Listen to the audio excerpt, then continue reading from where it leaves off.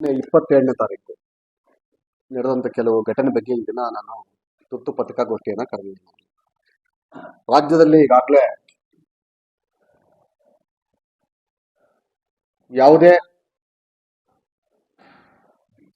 ಸರ್ಕಾರಿ ಕಾರ್ಯಕ್ರಮ ಆಗಿರ್ಬೋದು,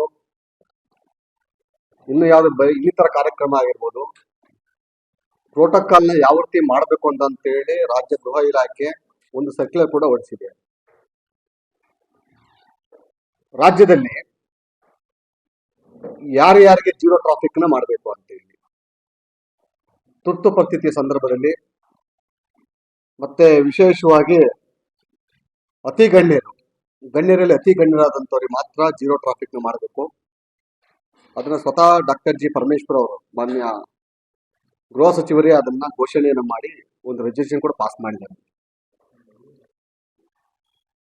ಜೀರೋ ಟ್ರಾಫಿಕ್ ಮಾಡಬೇಕು ಅಂತ ಅಂದಾಗ ಆ ವಾಹನ ಪ್ರಾರಂಭವಾಗಿ ಅದೇ ಜರ್ನಿಗೆ ಪ್ರಾರಂಭವಾಗಿ 5 ನಿಮಿಷ ಮುಂಚಿತವಾಗಿ ಆ ರೋಡ್ ಫುಲ್ ಟೋಟಲ್ ಕ್ಲಿಯರ್ ಇರಬೇಕು. ಆ ವೆಹಿಕಲ್ ಹೋದ ನಂತರ ಒಂದು 2 ನಿಮಿಷಗಳ ಕಾಲ, ಅಂದ್ರೆ ಒಂದು ಮಿನಿಮಮ್ 1.5 2 ಕಿಲೋಮೀಟರ್ ಡಿಸ್ಟೆನ್ಸ್ ಪಾಸ್ ಆಗೋ ತನಕ ಯಾವುದೇ ವೆಹಿಕಲ್ ಹಿಂದೆ ಹೋಗಬಾರ್ದು ಅಂತೇಳಿ ಇದನ್ನ ಜೀರೋ ಟ್ರಾಫಿಕ್ ಮಾಡಬೇಕು ಅಂತ ಮಾಡಿದ್ದಾರೆ. ಅದರಲ್ಲಿ ಅತಿ ಗಣ್ಯರಿಗೆ ಮಾಡಬೇಕು ಅಂತೇಳಿ ವಿಶೇಷವಾಗಿ ರಾಜ್ಯದಲ್ಲಿ ಕೇವಲ 3 ಜನಕ್ಕೆ ಮಾತ್ರ ಸೀಮಿತವಾಗಿದೆ. ಒಂದು ರಾಜ್ಯಪಾಲರಿಗೆ, ಎರಡನೆಯದು ಮುಖ್ಯಮಂತ್ರಿಗಳಿಗೆ, ಮೂರನೆಯದಾಗಿ ಕರ್ನಾಟಕ ರಾಜ್ಯದ ಉಚ್ಚ ನ್ಯಾಯಾಲಯದ ಮುಖ್ಯ ನ್ಯಾಯಮೂರ್ತಿಗಳಿಗೆ. ಈ ಮೂವರಿಗೆ ಜೀರೋ ಟ್ರಾಫಿಕ್ ಮಾಡಬೇಕು ಅಂತೇಳಿ ಒಂದು ಸರ್ಕ್ಯುಲರ್ನ ಹೊರಡಿಸಿದ್ದಾರೆ ರಾಜ್ಯ ಸರ್ಕಾರ. ಇಲ್ಲಿ ಬಹಳ ಪ್ರಮುಖ ಅಂಶ ಅಂತಂದ್ರೆ, ಕೆಲವು ಸಂದರ್ಭದಲ್ಲಿ ಹೆಲ್ತ್ ಇಶ್ಯೂಸ್ ಇದ್ದಾಗ, ಹೆಲ್ತ್ ಗ್ರೌಂಡ್ ಇದ್ದಾಗಲ್ಲಿ ಗೋಲ್ಡನ್ ಟೈಮ್ ಅಂತ ಏನಿದೆ, ಆ ವ್ಯಕ್ತಿ ಪಾಸ್ ಆಗ್ಬೇಕು ಅಂತ ಅಂದ್ರೆ ಆ ಗೋಲ್ಡನ್ ಟೈಮ್ ಅಲ್ಲಿ ಅದನ್ನ ಜೀರೋ ಟ್ರಾಫಿಕ್ ನ ಸರ್ಕಾರದ ಅನುಮತಿ ತಗೊಂಡು ಮೇಲಾಧಿಕಾರಿಗಳಿಗೆ ಮಾಹಿತಿಯನ್ನು ಕೊಟ್ಟು ಅಲ್ಲಿಂದ ಗೃಹ ಇಲಾಖೆಯಿಂದ ಅವ್ರು ಹೋಗುವಂತ ಸಂಪೂರ್ಣ ರಸ್ತೆಯಲ್ಲಿ ಬರುವಂತ ಎಲ್ಲಾ ಪೊಲೀಸ್ ಲಿಮಿಟ್ಗೆ ಅವರು ಮಾಹಿತಿಯನ್ನು ಕೊಟ್ಟು ಆ ಜಾಗನ ಜೀರೋ ಟ್ರಾಫಿಕ್ ಮಾಡ್ಬೇಕನ್ನೋದು ಉಲ್ಲೇಖ. ಇಲ್ಲಿ ಬಹಳ ಪ್ರಮುಖವಾದ ಅಂಶ ಏನು ಅಂತಂದ್ರೆ, ಹಾಸನದ ಪೊಲೀಸ್ ವರಿಷ್ಠಾಧಿಕಾರಿಯಾದಂತ ಮೊಹಮ್ಮದ್ ಸುಜೀತಾ ಅವರು 22ನೇ ತಾರೀಕು ಸಂಜೆ 3:20 ಹಾಸನ ಜನತಾ ಆಸ್ಪತ್ರೆಯಿಂದ ಅವರ ಮಾತೃಶ್ರೀ ಅವರನ್ನ ಯಾವ್ದು ಹೃದಯ ಸಂಬಂಧಿ ಕಾಯಿಲೆಗೆ ಸಂಬಂಧಪಟ್ಟಂತೆ ಹೆಚ್ಚಿನ ಚಿಕಿತ್ಸೆಗಾಗಿ ಅವರು ಬೆಂಗಳೂರಿಗೆ ಕರ್ಕೊಂಡು ಹೋಗ್ತಾರೆ. ಆಂಬುಲೆನ್ಸ್ ಒಂದು ಖಾಸಗಿ ಆಂಬುಲೆನ್ಸ್ ಕರ್ಕೊಂಡು ಹೋಗ್ತಾರೆ. ಅವರು ಈ ಜಿಲ್ಲೆಯ ಪ್ರಮುಖ ವ್ಯಕ್ತಿ, ಪೊಲೀಸ್ ಇಲಾಖೆಯ ಶಿಷ್ಟಾಚಾರವನ್ನ ಪಾಲನೆ ಮಾಡಬೇಕಾದಂತ ಮೊದಲನೇ ವ್ಯಕ್ತಿ ಅವರು. ಆ ಆಂಬುಲೆನ್ಸ್ಗೆ ವಿಶೇಷವಾಗಿ ಇವತ್ತು ಆಂಬುಲೆನ್ಸ್ ಅಂತಂದ್ರೆ ರೋಡ್ ಆಟೋಮೆಟಿಕ್ ಎಲ್ಲಾ ಟೋಲ್ ಗೇಟ್ ಅಲ್ಲಿ ಎಲ್ಲಾ ಕಡೆ ರೋಡ್ ಕ್ಲಿಯರೆನ್ಸ್ ಇರ್ತದೆ, ಅಲ್ಲಿ ಸೈರನ್ ಅದ್ರಲ್ಲಿ ರಸ್ತೆ ಬಿಡ್ತಾರಲ್ಲ, ಸಮಸ್ಯೆ ಇಲ್ಲ ಅಲ್ಲಿ. ಸೊ ಇದು ಅತಿ ವಿಶೇಷವಾದ ಪ್ರಕರಣ ಅಂತ ಅವ್ರು ಅನ್ಸ್ಕೊಂಡಿದ್ರೆ ಅಲ್ಲಿ ಒಂದು ಪೈಲಟ್ ತಗೋಬೈತವ್ರೆ. ಒಂದು ಪೈಲಟ್ ಅನ್ನು ಸಾಕು ಹೇಳ್ಕೊಂಡು ಎಲ್ಲೆಲ್ಲಿ ಟೋಲ್ ಇದೆ, ಎಲ್ಲೆಲ್ಲಿ ಯಾವ ಚೆಕ್ ಪೋಸ್ಟ್ಗಳಿದಾವೆ, ಎಲ್ಲೇ ಟ್ರಾಫಿಕ್ ಆಗ್ತದೆ ಆ ಕಡೆ ಕ್ಲಿಯರೆನ್ಸ್ ತಗೊಂಡು ಹೋಗ್ಬೋಯ್ತಲ್ಲಿ. ಇಲ್ಲಿ ಬಹಳ ಪ್ರಮುಖ ಅಂಶ ಏನು ಅಂತಂದ್ರೆ, ಮಾನ್ಯ ಪೊಲೀಸ್ ವರಿಷ್ಠಾಧಿಕಾರಿಯವರು ತನ್ನ ಮಾತೃಶ್ರೀಯವ್ರನ್ನ, ಅವರ ತಾಯಿಯವರನ್ನ ಬೆಂಗಳೂರಿಗೆ ಕರ್ಕೊಂಡು ಹೋಗೋದಕ್ಕೆ ಹಾಸನಿಂದ ಬೆಂಗಳೂರು ತನಕ ಜೀರೋ ಟ್ರಾಫಿಕ್ ಮಾಡ್ತಾರೆ. ನಾನು ನಿಮ್ಗೆ ಎಲ್ಲ ಟೋಲ್ ಗೇಟ್ ಮತ್ತೆ ಎಲ್ಲೆಲ್ಲಿ ಹೋಗಿ ಪಾಸ್ ಆಗಿದೆ ವಿಡಿಯೋಗಳು ಕಳಿಸಿದ್ದೀನಿ ನಾನು ನಿಮ್ಗೆ. ನಂತರ ಇವರೊಬ್ರು ಪೊಲೀಸ್ ವರಿಷ್ಠಾಧಿಕಾರಿಯಾಗಿ ಜಿಲ್ಲೆಯಲ್ಲಿ ಬಹಳ ಸಂದಿಗ್ಧ ಪರಿಸ್ಥಿತಿ ಇದೆ. ಈಗ ಆರ್ಮಿಯಲ್ಲಿ ಕೂಡ ಯುದ್ಧದ ಕಾರ್ಮೋಡ ಕವಿದಿರ್ತದಲ್ಲಿ ಆ ಸಂದರ್ಭದಲ್ಲಿ ಸೋಲ್ಜರ್ಸ್ ನನ್ನ ತಾಯಿಗೆ ಹುಷಾರಿಲ್ಲ, ನನ್ನ ತಮ್ಮನಿಗೆ ಹುಷಾರಿಲ್ಲ, ಅಣ್ಣನಿಗೆ ಹುಷಾರಿಲ್ಲ, ಹೆಂಡತಿಗೆ ಹುಷಾರಿಲ್ಲ ಅಂತೇಳಿ ರಜೆ ಹಾಕಿ ಬಂದ್ರೆ ಇಡೀ ದೇಶ ನಾಶ ಆಗ್ತದೆ. ಸೊ ಅಂತ ಪರಿಸ್ಥಿತಿ ಹಾಸನದಲ್ಲಿ ಕೂಡ ಕೆಲವು ಘಟನೆಗಳು ಬೂದಿ ಮುಚ್ಚೋದಕ್ಕೆ ಕೆಂಡ ತರ ಇದೆ.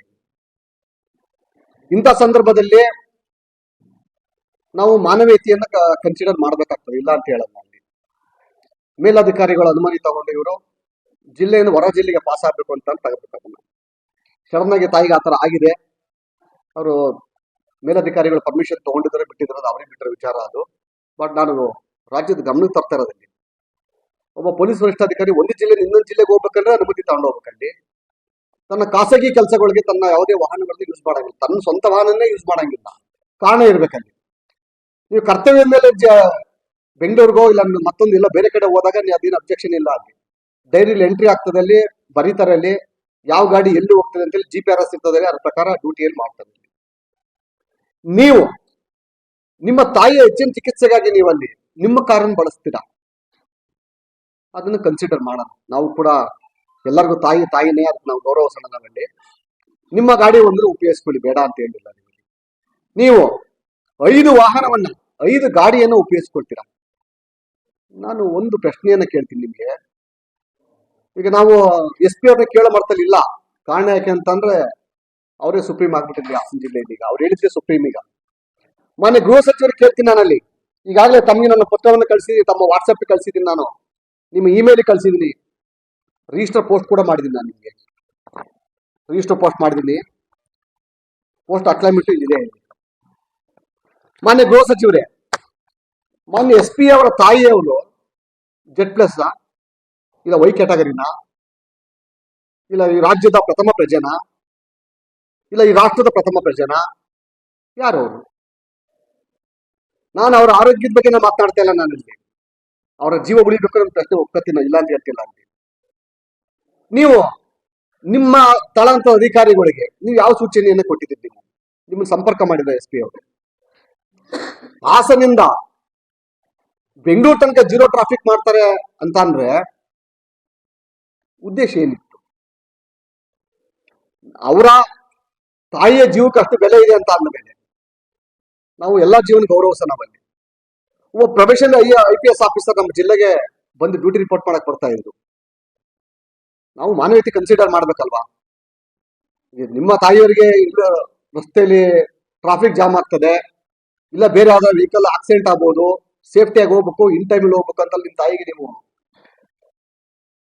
0 ಟ್ರಾಫಿಕ್ ಮಾಡ್ಕೊಂಡ್ರಿ. ನೀವಲ್ಲಿ ಒಬ್ಬ ಪ್ರೊಫೆಷನಲ್ IPS ಆಫೀಸರ್ ಬರ್ಬೇಕಾದ್ರೆ ಅಲ್ಲಿ ಅವ್ರಿಗೆ ಒಂದು ಪೈಲಟ್ ಕೊಡ್ಲಿಲ್ಲ ನಿಮ್ಮ ಯೋಗ್ಯತೆಗೆ. ಒಂದು ಪೈಲಟ್ ಮುಂದೆ ಒಂದು ವೆಹಿಕಲ್ ಬಂದಿದ್ರೆ ಇವತ್ತು ಆ ಮನುಷ್ಯ ಸಾಯ್ತಿತ್ತಿಲ್ಲ, ಅಂತ ಅಪಘಾತದ ಇಂಥ ಒಂದು ದುರ್ಮರಣಕ್ಕೆ ಈಡಾಗ್ತಿತ್ತಿಲ್ಲ. ನಿಮ್ಗೆ ಒಂದು ಪೈಲಟ್ ಕೊಡಕ್ಕಾಗ್ಲಿಲ್ಲ. ಆದ್ರೆ ಮಾನ್ಯ SP ಅವರು 4 ವೆಹಿಕಲ್ಗಳನ್ನ ತಗೊಂಡಿದ್ದಾರೆ. ಅಲ್ಲಿ ವೆಹಿಕಲ್ ನಂಬರ್ ಈ 7 ದಿವಸ ಗಡುವು ಮಾಡಿ 2ರಲ್ಲಿ 1 ಮಾಡ್ಲಿಲ್ಲ ಅಂತ ಅಂದ್ರೆ ನಿಮ್ಮನ್ನ ನ್ಯಾಯಾಂಗದ ಕಟ್ಟಕಟ್ಟೆ ನಿಲ್ಸೋ ಕೆಲಸವನ್ನು ಮಾಡ್ತೀನಿ. ಅದು ಶತಸಿದ್ಧ. ಅದು